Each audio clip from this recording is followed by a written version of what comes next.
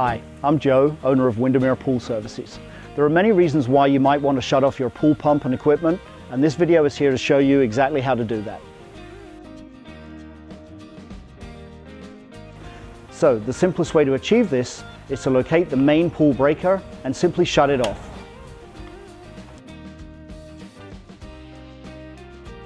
So we have a control panel on the wall, and when we open the box we can see that we have 6 breakers, but none of them are labeled. So the smart thing to do at this point is just to go ahead and shut all of these breakers off.